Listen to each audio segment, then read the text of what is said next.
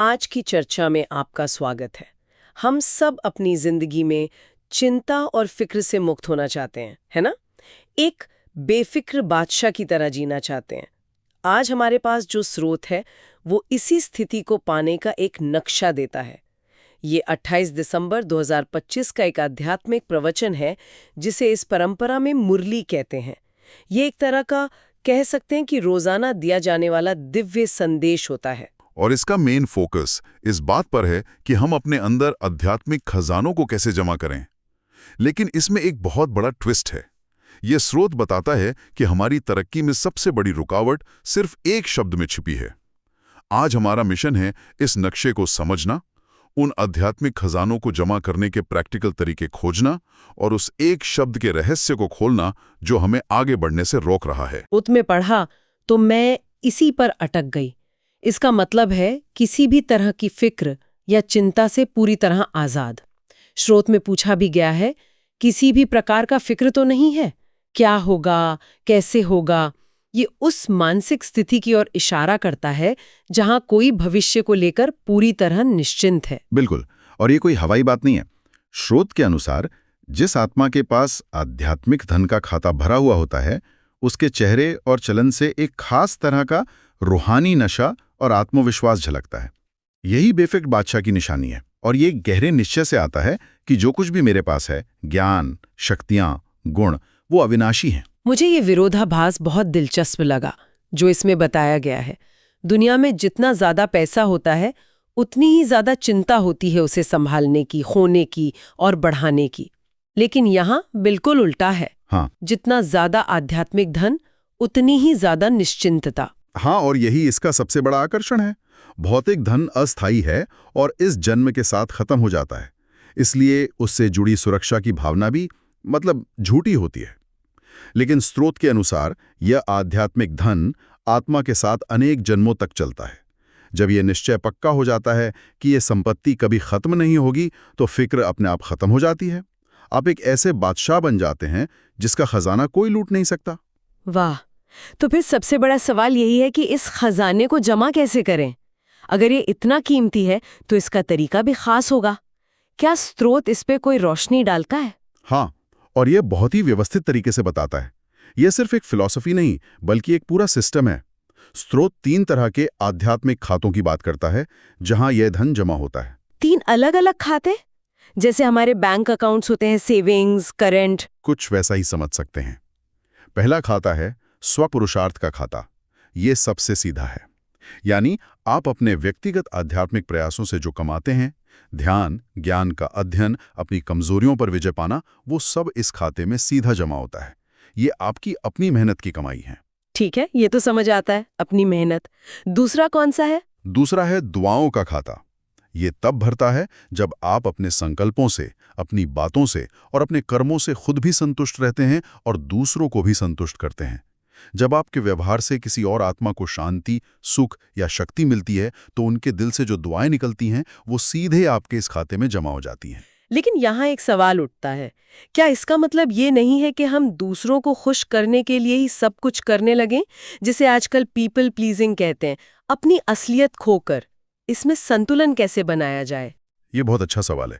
स्रोत में संतुष्ट करने का मतलब किसी को झूठी तारीफ या चापलूसी से खुश करना नहीं है। यहाँ संतुष्टता का गहरा अर्थ है। जब आप अपनी मूल स्थिति में, अपनी शक्तियों में स्थित होकर किसी से व्यवहार करते हैं, तो सामने वाले को एक सच्ची पॉजिटिव वाइब्रेशन महसूस होती है। ये वो संतुष्टता है। यह आपके अपने आत्मसम्मान और आंतरिक शांति से पैदा होती है, दूसरों की मंजूरी से नहीं। तो ये बाहर से नहीं, अंदर से आती है। समझ गई। मतलब अपनी खुशी से दूसरों को खुश करना, ना कि दूसरों को खुश करके अपनी खुशी ढूंढना। हाँ। और तीसरा खाता? तीसरा है पुण्य का खाता। ये निस्वार्थ और बेहद की भावना से की गई सेवा से भरता है। बेहद की भावना का मतलब है किसी भी सीमा या भेदभाव के बिना सेवा करना। ये नहीं सोचना कि ये मेरा है, ये तेरा है, ये इस धर्म का है, ये उस देश का है। जब आप मन, वचन या कर्म से ऐसी सेवा करते हैं जिसका कोई स्वार्थ नहीं होता, तो वो पुण्य आपके इस खाते को भरता है। तो स्वप्रयास, दुआएं और पुण्य, ये एक तरह का पूरा आध्यात्मिक पोर्टफोलियो है। लेकिन सिर्फ जानना काफी नहीं होगा ना? बिल्कुल नहीं। और इसीलिए स्रोत बार बार चेक करने पर जोर देता है। ये एक बहुत ही व्यावहारिक निर्देश है। स्रोत में पूछा भी गया है, चेक करना आता है ना? ये एक तरह का आध्यात्मिक ऑडिट है। जैसे हम अपना बैंक स्टेटमेंट चेक करते हैं, वैसे ही रोज रात को सोने से पहले ये चेक करने के लिए कहा गया है कि आज मेरे तीनों खातों में कितनी कमाई हुई। क्या मेरा 100 पुरुषार्थ का खाता बढ़ा? क्या मैंने किसी को इतना खुश किया कि दुआएं मिली? या मैंने कोई ऐसा निस्वार्थ काम किया जिससे पुण्य जमा हुआ? ये आत्मनिरीक्षण ही प्रगति की कुंजी है। तो ये खाते भरने का तरीका तो समझ आ गया, पर असल जिंदगी में ये इतना आसान क्यों नहीं लगता? कहीं ना कहीं हम अडरक जाते हैं। और कमाल की बात ये है कि ये स्रोत कहता है कि सारे अटकाओं की जड़ सिर्फ एक शब्द में है। जब ये पढ़ रही थी तो मुझे बहुत उत्सुकता हुई कि आखिर वो कौन सा शब्द है। हाँ, और स्रोत इसे बहुत नाटकीय ढंग से सामने लाता है। पहले एक सवाल पूछता है, परिवर्तन करने के लिए तैयार हो? जैसे किसी बड़े रहस्य से पर्दा उठने वाला हो। और फिर वो शब्द बताता है, कारण। कारण, बस ये सुनने में तो बहुत सामान्य शब्द लगता है। ये हमारी प्रगति को कैसे रोक सकता है? ये जितना सामान्य लगता है उतना ही गहरा है। स्रोत कहता है कि कारण शब्द को निवारण में बदलो। जब भी हमारे सामने कोई चुनौती आती है या हम कोई गलती करते हैं तो हमारा पहला रिएक्शन होता है कारण ढूंढना। हाँ, ऐसा इसलिए हुआ क्योंकि हालात ठीक नहीं थे, मैं इसलिए सफल नहीं हुआ क्योंकि किसी और ने मदद नहीं की, मेरा मूड इसलिए खराब है क्योंकि सुबह ऐसा हो गया था। हाँ, ये तो हम हर रोज करते हैं। ये तो एक तरह से खुद को समझाने का तरीका है। और यही जाल है। स्रोत के नजरिए से ये खुद को समझाना नहीं बल्कि खुद को बहाने देना है। और ये सिर्फ शब्दों का खेल नहीं है। मनोवैज्ञानिक तौर पर जब हम कारण ढूंढते हैं तो हमारा दिमाग समस्या के अतीत में अटक जाता है। हम अपनी स्थिति के लिए बाहरी चीजों को या अतीत को जिम्मेदार ठहराते हैं और खुद को एक विक्टिम या पीड़ित बना लेते हैं। लेकिन जैसे ही हम अपना फोकस निवारण यानी समाधान पर लाते हैं, हमारा दिमाग भविष्य की तरफ देखने लगता है। वो एक्टिव हो जाता है और पूछता है, ठीक है, जो हुआ सो हुआ, अब इसे ठीक कैसे किया जाए? ये एक बहुत बड़ा मेंटल स्विच है, विक्टिम मोड से क्रिएटर मोड में आना। वाओ, ये तो बहुत गहरा है। कारण आपको अतीत में फंसाता है, निवारण आपको भविष्य का रास्ता दिखाता है। और स्रोत इसे सिर्फ व्यक्तिगत प्रगति से नहीं बल्कि विश्व परिवर्तन के कार्य से भी जोड़ता है। बिल्कुल। स्रोत कहता है कि आज दुनिया में ज्यादातर आत्माएं दुखी हैं और मुक्ति चाहती हैं। उन्हें मुक्ति दिलाने के लिए यानी मुक्तिदाता बनने के लिए पहले खुद को इस कारण शब्द से मुक्त करना होगा। अगर हम खुद ही अपने बहानों के जाल में फंसे रहेंगे तो हम दूसरों को उनके दुखों से बाहर निकालने में मदद कैसे कर सकते हैं? आप किसी को वो नहीं दे सकते जो आपके पास खुद नहीं है। अगर आपके पास समाधान की शक्ति नहीं है तो आप किसी को समाधान कैसे देंगे? सही बात है। स्रोत में ये भी कहा गया है कि कारण के कुछ रिश्तेदार भी हैं। ऐसे, वैसे, कैसे, ये शब्द भी दरवाजे बंद कर देते हैं। हाँ, ये सब एक ही परिवार के हैं। अगर ऐसा होता तो मैं कर लेता, वैसे हालात नहीं थे, अब ये कैसे होगा? ये सब सोचने के तरीके हैं जो हमारी शक्ति को खत्म कर देते हैं। जब हम कारण ढूंढना बंद कर देते हैं तभी हम निवारण स्वरूप बन सकते हैं, यानी समाधान का जीता जागता रूप। ये समस्या केंद्रित होने के बजाय समाधान केंद्रित होने का अभ्यास है। तो इस मानसिक बदलाव को मजबूत कैसे किया जाए? सिर्फ ये जान लेना है कि कारण नहीं सोचना है काफी नहीं होगा। मन तो पुरानी आदतों में वापस जाएगा ही। इसके लिए भी स्रोत एक बहुत सुंदर तरीका बताता है। वो होली के त्योहार का आध्यात्मिक रहस्य बताता है। होली का मतलब सिर्फ रंग खेलना नहीं है, बल्कि हो-ली, यानी जो बीत गई सो बात गई।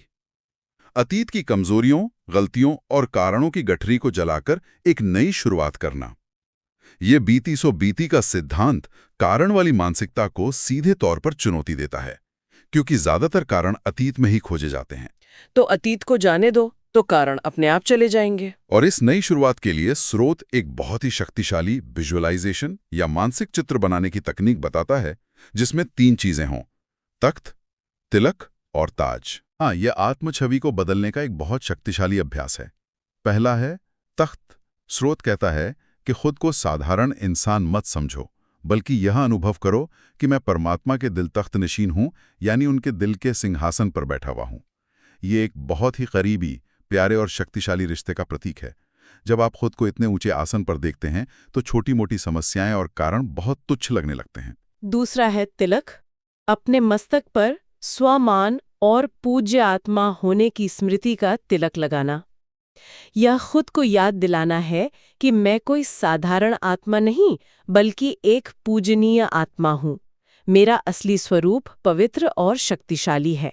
यह आत्मसम्मान को तुरंत बढ़ा देता है और हीन भावना को खत्म कर देता है, जो अक्सर कारण ढूंढने की जड़ होती है। और तीसरा है ताज। ये डबल लाइट यानी दोहरे हल्केपन का ताज है।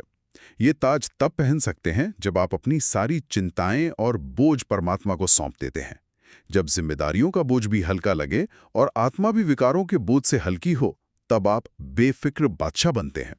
ये ताज उसी स्थिति का प्रतीक है। तख्त, तिलक और ताज, तो ये एक तरह का मेंटल रीसेट बटन है जिसे कोई भी कभी भी दबा सकता है। आप सचमुच अपनी सेल्फ इमेज को एक समस्याओं से घिरे इंसान से बदलकर एक शाही शक्तिशाली आत्मा के रूप में देख रहे हैं। स्रोत यह भी याद दिलाता है कि यह अभ्यास पहले बहुत कराया जाता था। मैं कौन हूँ? इस सवाल को बार बार खुद से पूछना। हाँ, और ये मैं कौन हूं का सवाल बहुत गहरा है। ये हमें हमारी वर्तमान समस्याओं और कमजोरियों से हटाकर हमारी मूल शक्तिशाली पहचान से जोड़ता है। जब हमारी आत्मछवि मजबूत होती है तो कारण शब्द अपने आप विलीन हो जाता है, क्योंकि एक पूज्य आत्मा या दिल तख्तनशीन बहाने नहीं बनाती, वो समाधान ढूंढती है। आत्मछवि का ये परिवर्तन ही असली निवारण है। और अंत में स्रोत दृढ़ संकल्प के महत्व पर बहुत जोर देता है। एक बहुत सुंदर वाक्य है, दृढ़ता सफलता की चाबी है। बिल्कुल। और इसे समझाने के लिए हार शब्द का बहुत सुंदर खेल है। स्रोत कहता है कि माया यानी नकारात्मकता और बुराइयों का काम है हमें हार खिलाना, यानी पराजित करना, और हमारा काम है विजयी बनकर परमात्मा के गले का हार बनना, यानी उनके स्नेह और प्यार का पात्र बनना। चुनाव हमारा है। हमें तय करना है कि हमें हारना है या हार बनना है, और इस चुनाव को हकीकत में बदलने का औजार है दृढ़ता। होली के तोहफे के रूप में कारण शब्द और उसके साथियों जैसे तू तो ऐसे वैसे को छोड़ने का आह्वान भी किया गया है। इसमें एक मजेदार बात कही गई है कि अगर तो करते रहेंगे तो तोता बन जाएंगे। इसका मतलब है कि सिर्फ बातों को रटते रहेंगे, लेकिन अनुभव कुछ नहीं कर पाएंगे। तोता सिर्फ रटता है, समझता नहीं है। वैसे ही जो हमेशा कहता है अगर ऐसा होता तो वैसा होता, तो वो सिर्फ शब्दों में ही उलझा रहता है, अनुभव की गहराई में नहीं उतर पाता। और इस पूरी चर्चा का अंत एक बहुत ही शक्तिशाली अभ्यास के साथ होता है, मन को 1 सेकंड में एकाग्र करने का अभ्यास। हाँ, ये एक तरह की चुनौती भी है और एक दावा भी। स्रोत कहता है कि आप अपने मन के इतने मालिक बन सकते हैं कि उसे 1 सेकंड में जहां चाहे वहां टिका सकें। आज की दुनिया में जहां हमारा ध्यान हर पल हजारों चीजों में बटा हुआ है, जहां फोन की एक नोटिफिकेशन हमारा सारा फोकस खींच लेती है, वहां अपने मन पर 1 सेकंड के लिए भी पूरी महारत हासिल करना एक सुपर पावर की तरह है। यह अभ्यास कर्मतीत अवस्था की ओर ले जाता है, यानी कर्म के बंधन और प्रभाव से परे जाने की स्थिति। तो अगर इस पूरी चर्चा का सार निकालें तो ये है, आध्यात्मिक धन को 3 खातों के जरिए जमा किया जा सकता है। अपने प्रयास, दूसरों की दुआएं और निस्वार्थ पुण्य। हमारी प्रगति की सबसे बड़ी चाबी है अपनी सोच को कारण से हटाकर निवारण पर लाना है, और इस मानसिक बदलाव को मजबूत करने के लिए खुद को ताज, तिलक और तख्तधारी आत्मा के रूप में देखना एक बहुत शक्तिशाली टूल है। बिल्कुल। इस पूरी बातचीत के बाद एक विचार मेरे मन में घूम रहा है जो शायद हमारे सुनने वालों के लिए भी सोचने जैसा हो। स्रोत कहता है कि सफलता के लिए दृढ़ता चाहिए और मन को 1 सेकंड में एकाग्र किया जा सकता है। हाँ। हम अक्सर बड़ी बड़ी चीजों के बारे में सोचते हैं, लंबे मेडिटेशन सेशन करने की कोशिश करते हैं, पर जरा सोचिए, आज की इस भागती दौड़ती दुनिया में अपने मन पर सिर्फ 1 सेकंड के लिए पूरी तरह से महारत हासिल करने का असल में क्या मतलब हो सकता है। अगर आप अपने मन को, अपनी सारी ऊर्जा को, अपनी पूरी चेतना को सिर्फ 1 सेकंड के लिए किसी एक संकल्प पर केंद्रित कर पाएं, तो वह एक एकाग्र सेकंड आपके लिए क्या कर सकता है? वह 1 सेकंड कौन सा दरवाजा खोल सकता है? मान द्वारा निरंतर अपनी स्थिति को ऊंचा बनाने की प्रेरणा सब कुछ आज बाबा ने हमें दिया है। अगर आज की मुरली से आपको कोई विशेष प्रेरणा या स्वमान का अनुभव मिला हो, तो उसे अपने जीवन में धारण करें और दूसरों को भी प्रेरित करें। अपने विचार या अनुभव कमेंट में साझा करें ताकि अन्य आत्माओं को भी शक्ति मिले। याद रखें, हर शुभ संकल्प ही विश्व कल्याण की सेवा है। ओम शांति। ओम शांति।